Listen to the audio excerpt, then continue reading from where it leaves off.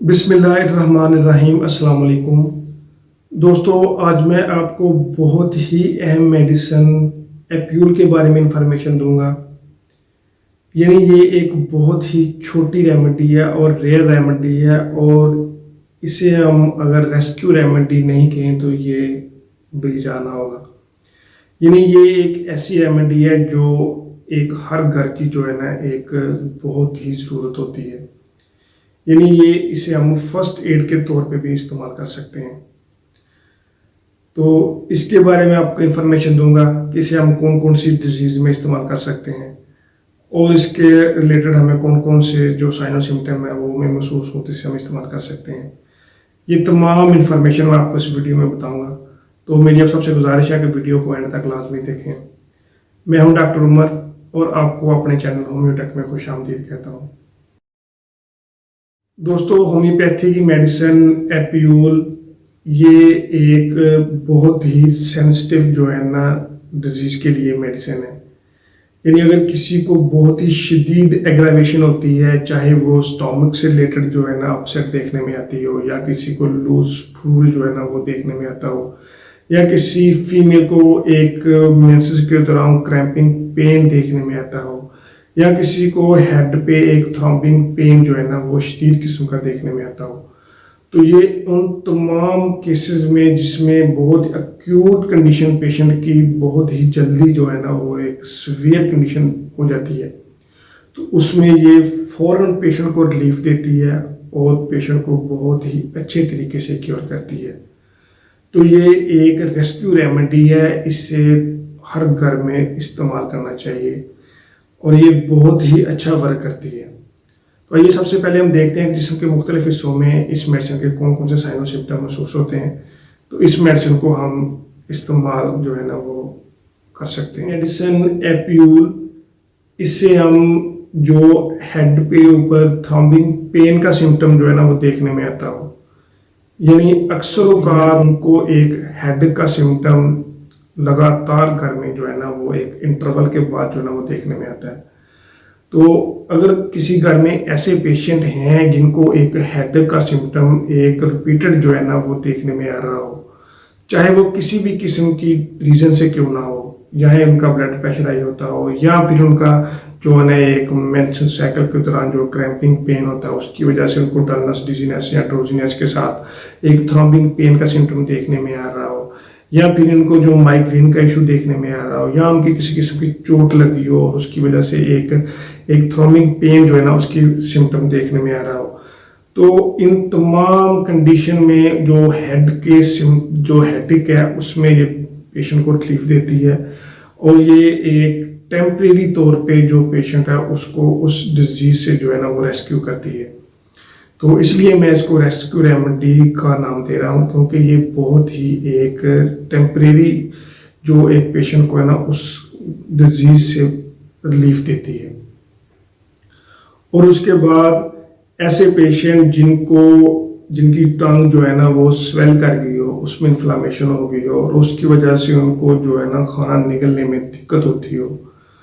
यानी उनको एक तरह का जैसे पैरालिसिस ऑफ टंग जो है ना उसका एक सिम्टम देखने में आ रहा हो, उस टंग में इन्फ्लामेशन हो गई हो, तो उसमें भी ये मेडिसिन जो है ना बहुत ही अच्छा रोल प्ले करती है। तो आप जो घरों में औरतें हैं या मर्द हैं वो जॉइंट पेन का जो है ना वो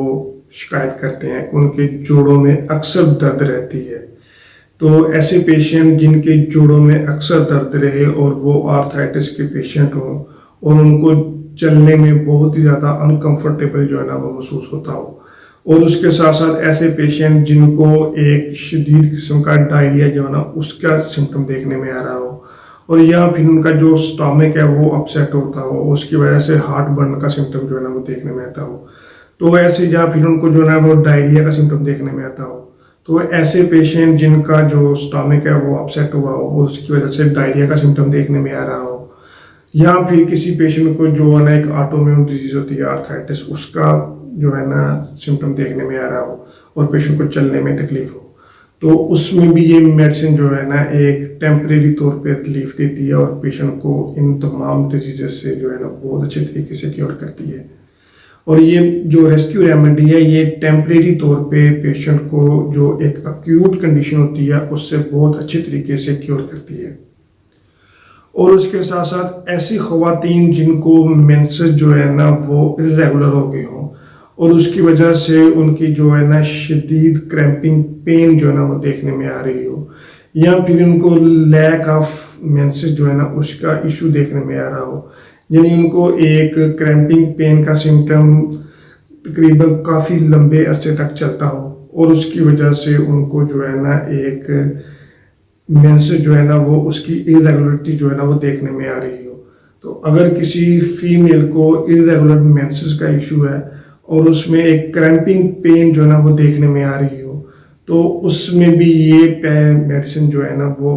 टेम्परेरी तौर पे बहुत अच्छे तरीके से पेशेंट को क्योर करती है। और उसकी वजह से जो ख़वातीन होती हैं वो तरह तरह की जो है ना पिल्स जो है ना वो इस्तेमाल करके, टैबलेट इस्तेमाल करके खुद को जो है ना वो रिलीफ देने की कोशिश करती हैं। तो उसमें भी ये मेडिसिन जो है ना बहुत अच्छे तरीके से ख़वातीन को जो है ना वो रेस्क्यू करती है। पेशेंट जिनको स्किन के ऊपर जो है ना एक रैशेस का सिम्टम जो है ना वो देखने में आ रहा हो,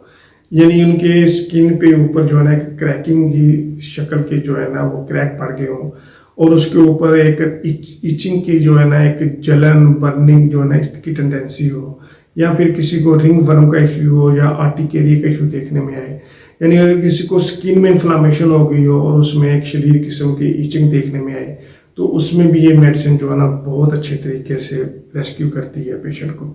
तो ये होम्योपैथी की मेडिसिन एपियोल एक रेस्क्यू रेमेडी है। ये तमाम अक्यूट कंडीशन से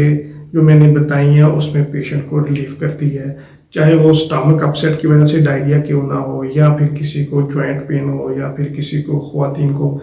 जो है ना एक मेंसेस क्रैम्पिंग पेन क्यों ना हो, या फिर किसी को जो टंग है वो स्वेल कर गई हो। तो इन तमाम कंडीशन में ये मेडिसिन बहुत ही अच्छे तरीके से रोल प्ले करती है। तो आइए अब हम देखते हैं कि इस मेडिसिन को हम कौन सी पोटेंसी में इस्तेमाल करें तो ये बहुत ही अच्छे रिजल्ट देती है।